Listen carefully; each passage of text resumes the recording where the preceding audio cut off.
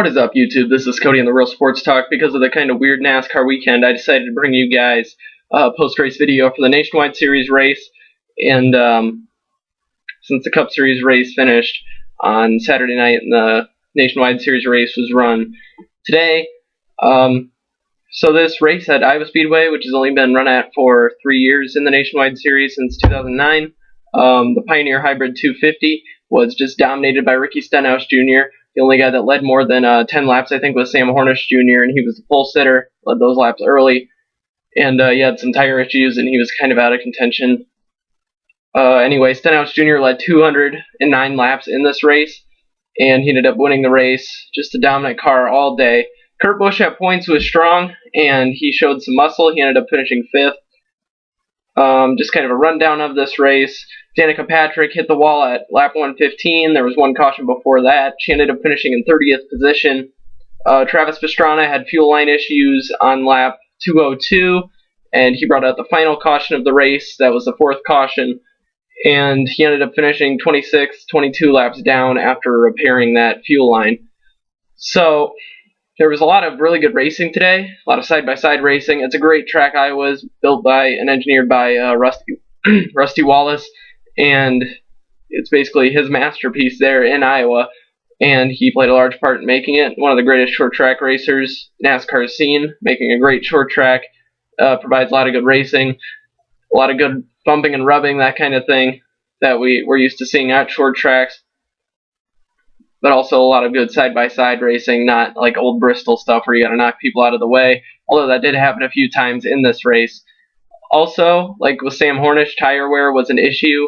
He wore the tires down to the cords in multiple scenarios and multiple pit stops, and there were some green flag pit stops today. Those were executed pretty well by the crew members, and tire strategy was big at the end on that last caution with Travis Pastrana.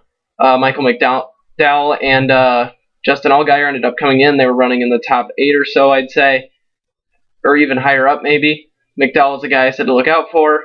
He ended up coming in, getting tires, and he charged his way all the way back to 3rd position in the final 45 laps or so of this 250-lap race. And also another big thing we saw throughout the race was trash on guys' grills, causing their water temperatures to rise, and just high water temperatures in general. I know at the end of the race, Kurt Busch's water temperature was kind of through the roof, and he was having issues with that, wondering what was on his grill, but nothing was. So he was having issues there toward the end of the race, but he ended up finishing all right with his engine intact. Austin Dillon ended up almost getting in multiple wrecks with him slowing down to try to get behind guys, and they ended up just freight training by him. And he ended up getting in the trash off the grill, but that took a little bit for him. Guys had to look out for Darrell Wallace Jr., his first race. He's only 18 years old, came up through NASCAR's Race for Diversity program, and he's one of the guys people are really looking towards to really break through in the series as an African-American driver. He's 18 years old, as I said. He ends up finishing 9th in this race, which is a great finish for him in his first outing. I was looking on NASCAR.com to maybe get a little bit more about his bio, and they don't even have a page created for him, so that was I thought that was kind of interesting. All the guys, you could click on the links and it would lead you to the driver, but Darrell Wallace Jr. did not have a page, and because he's just not in the top tier series yet, and to finish 9th in this race, he stayed pretty much in the top 12, 13 the entire day. I was really impressed with how he ran today, and he looked to be driving a very loose race car just throughout the day. I saw him sideways multiple times, but he did a great job keeping the fenders clean, and staying on that lead lap, and putting in a good finish for Joe Gibbs Racing in that number 20 car. Cole Witt in the 88 car ended up putting in a decent finish. He's a rookie. He ended up finishing in 7th position after an impressive day. Played some strategy to get up front and kind of stayed there in that top 10 after he did. I can't remember. He took 2 tires and he stayed out in front. He got blown by the leaders, but he ended up working out for him as he moved forward in the race. So it was about a 45-lap run to the checkered flag on that last run. Elliott Sadler ended up finishing 2nd. Kurt Busch led some laps in the last 100 laps or so, and he just had a longer run car, and it was kind of shorter run stuff, and he just really loosened up toward the end of the race, didn't really have the stuff under him, driving Kyle Busch's number 54 Monster Energy car. And driving for his brother, he said himself after the race he doesn't have the feel for the cars that Kyle did, so maybe Kyle could have done better. But Kurt said he's learning and he's looking forward to racing some more of these races.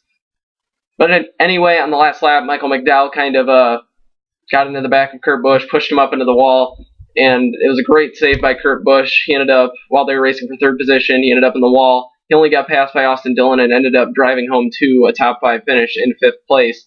So it was a good day for Kurt, and probably didn't wish he didn't end up in the wall there and putting some damage on that car, but he'll take what he can get, and after starting 31st, it was an impressive day for him on the drive up through the field.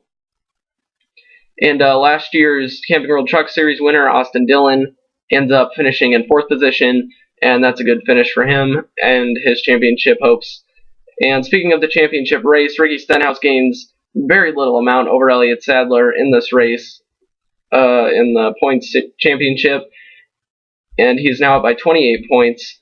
I believe he gained 3 in this race, if not 4, maybe. Austin Dillon stays, the top 10 all stayed the same in this race. Austin Dillon ends up in 3rd still, 43 back. Sam Hornish Jr. in 4th with 74 points back from the leader. Cole Witt, the rookie, in 5th position in the point standings, 92 points back. And Michael Annett, 111 points back in 6th, kind of having a quiet season. He's been running very consistently, not necessarily great finishes, but just he's been running consistently, and he's earned that spot in the top 6 in the point standings. Only 3 top 10 finishes, but he has consistently been running just out of that top 10, finishing 14th in this race and continuing that trend.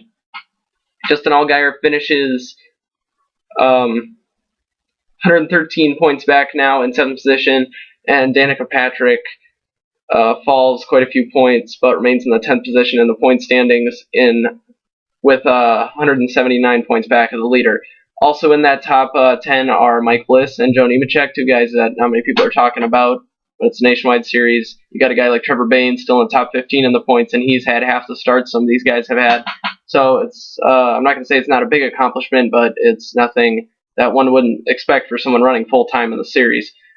So next week we got the Coke 600 at Charlotte, where they ran the All-Star race this weekend, and I'll see you then.